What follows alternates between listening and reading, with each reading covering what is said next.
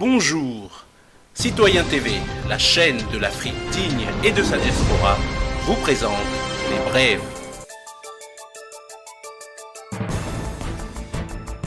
Au sommaire, au Vajab, Éthiopie, actualité en Syrie et pour finir, actualité en Russie.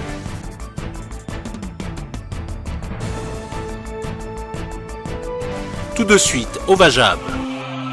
Serein, la lutte continue contre la voyoucratie occidentale. Si le combat de notre souveraineté passe par un procès pour que définitivement les commanditaires de ce qui nous arrive en Afrique soient exposés au monde, allons au procès avec sérénité.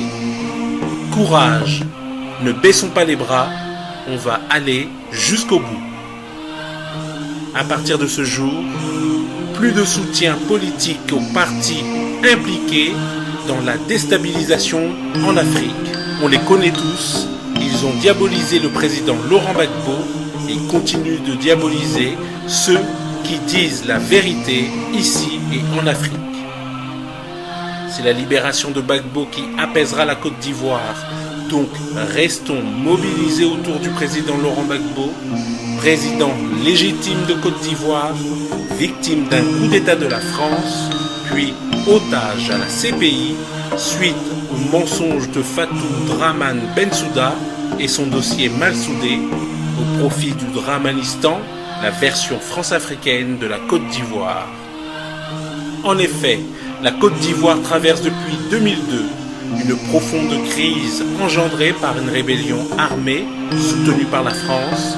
La situation s'est aggravée depuis que Laurent Gbagbo, président constitutionnellement élu et investi, a été livré le 11 avril 2011 par l'armée française à Ouattara et déporté le 1er décembre 2012 à La Haye, où la procureure Bensouda peine à réunir des preuves contre lui.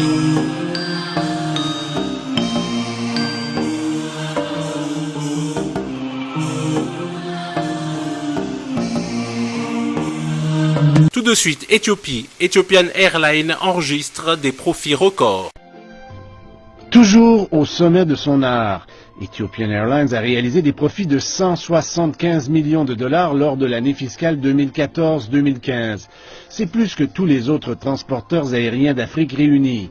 C'est un accomplissement important pour l'entreprise éthiopienne. Je ne peux pas me réjouir du fait que les autres compagnies africaines connaissent des difficultés, mais en même temps, nous avons du succès. Ce sont des sentiments mitigés. La réalité, c'est que 80% du transport aérien entre l'Afrique et le reste du monde est maintenant contrôlé par des transporteurs non africains. C'est donc un grand défi pour nous tous en Afrique. Ethiopian Airlines possède 76 avions modernes pour les passagers et le fret, ce qui en fait une des plus récentes flottes dans le monde. Ils ont eu les premiers Dreamliner 787 d'Afrique. Le transporteur aérien couvre plus de 91 destinations dans le monde sur les 5 continents. Un rare exploit pour un transporteur aérien d'État.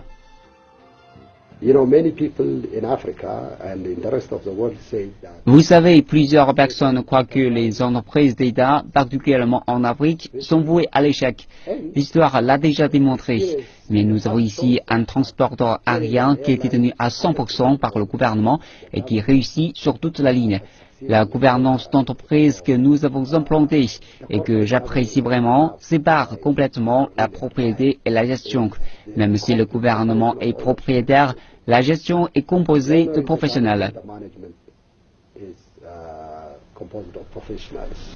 Certains experts croient que c'est la mauvaise gestion qui coule les autres transporteurs aériens africains. Les interventions de l'État et le manque de vision y sont aussi pour quelque chose. Le PDG de Ethiopian Airlines estime qu'il y a des moyens de régler le problème. Si on nous compare avec une autre compagnie, nous sommes sous-payés et ce, à tous les niveaux. Ce n'est pas comparable. Nous travaillons 13 heures par jour, 7 jours par semaine et ce n'est pas pour l'argent que nous le faisons. Si je travaillais pour un compétiteur, je gagnerais 10 fois plus. C'est ce genre d'engagement que nous apportons et grâce à notre mode de gestion, nous pouvons réussir cette mission. Ethiopian Airlines mise maintenant sur une stratégie d'expansion qui implique le rachat de transporteurs aériens d'État. Ethiopian Airlines cible actuellement des compagnies aériennes connues en Afrique comme celles du Malawi et du Togo.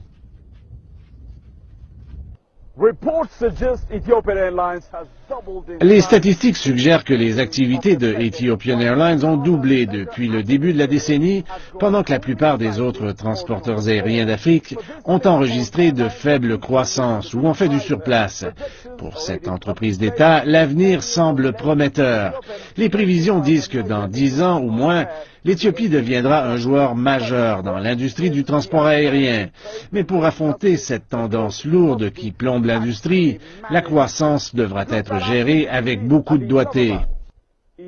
Tout de suite, actualité en Syrie.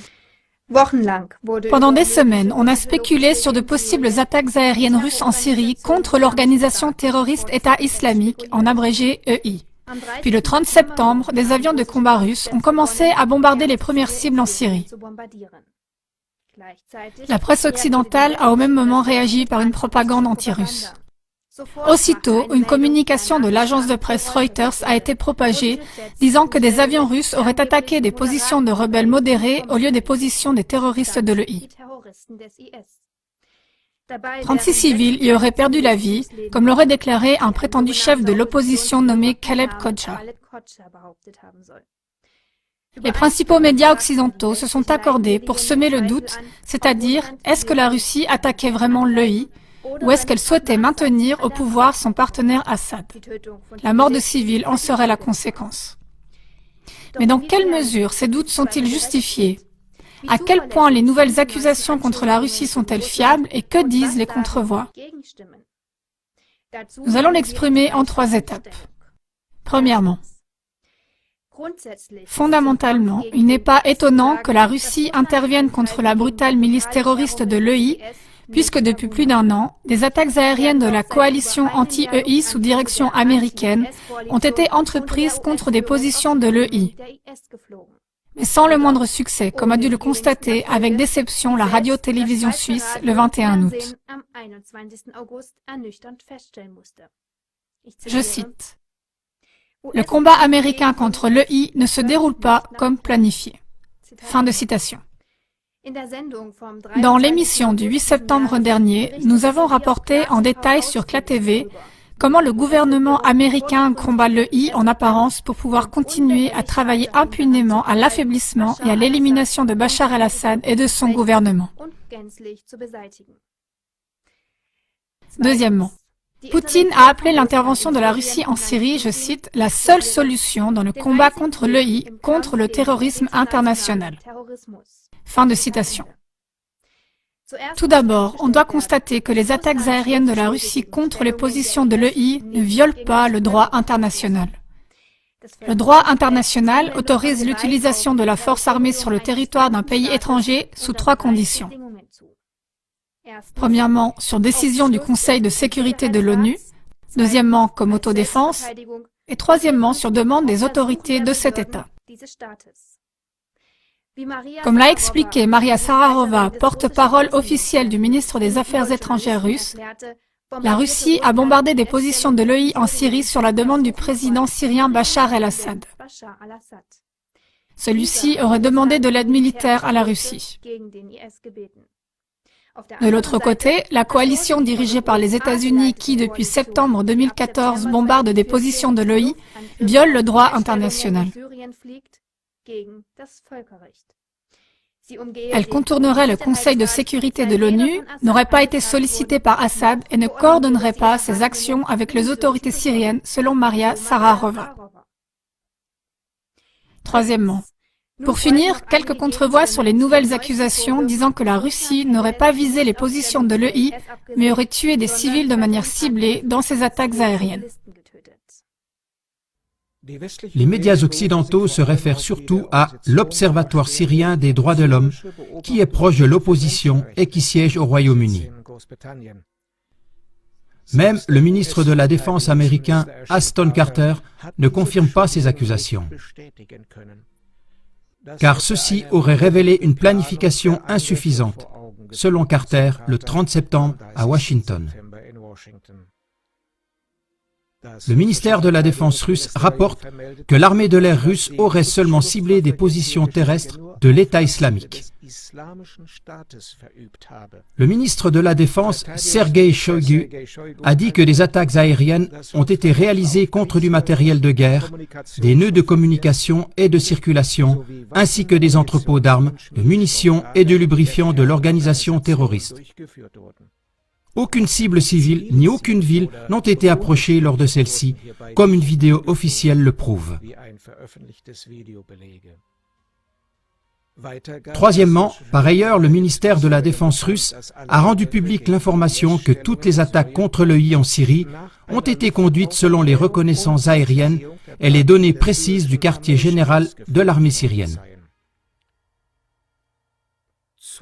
Au sujet des photos des prétendues victimes qui sont apparues sur Internet, alors que les opérations aériennes russes avaient à peine commencé, la porte-parole du ministère des Affaires étrangères russe fait référence au film d'Hollywood « Wag the Dog », en français « Quand le chien agite sa queue ». Ce film montre comment il est possible de simuler une guerre qui n'a en vérité pas lieu, avec des rapports médiatiques et des images faussées, et des prétendues victimes et témoignages. La porte-parole russe, Maria Shararova, explique que les rapports selon lesquels des civils syriens sont morts à cause des attaques aériennes russes font partie de la guerre de l'information.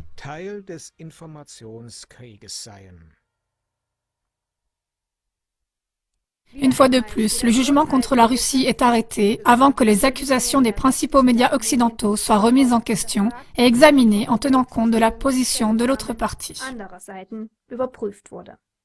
Et pour finir, actualité en Russie. C'est de cette base aérienne à l'attaquer que les avions russes décollent pour frapper les positions de l'État islamique en Syrie.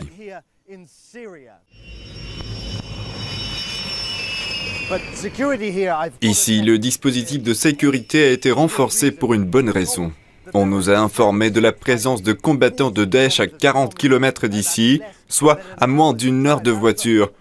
Quant à ce qui se passe ici, sur l'aérodrome, ça bouge.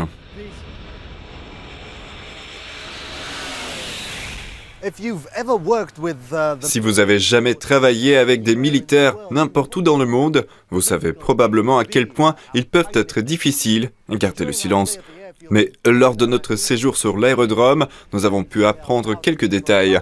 Par exemple, la façon dont ils choisissent leurs cibles est le contraire de ce qu'on peut entendre ou lire dans les médias occidentaux. Ils ne dépendent pas que des troupes syriennes pour repérer où les djihadistes pourraient se cacher. Les données des raids aériens ont été analysées et les vérifications de différentes sources montrent clairement que les frappes russes ont ciblé exclusivement des installations de l'infrastructure terroriste de Daesh. Des attaques aériennes sur des infrastructures civiles où des gens pourraient se trouver n'ont pas été prévues et n'ont pas eu lieu. Cela pourrait signifier le déploiement de drones afin d'identifier toute cible potentielle ou l'espionnage par radio des terroristes pour confirmer où ils se trouvent. Autre fait intéressant, lorsqu'un avion veut atterrir, il arrive en faisant des manœuvres d'atterrissage selon des angles différents, ce qui rend le travail d'un éventuel observateur encore plus difficile.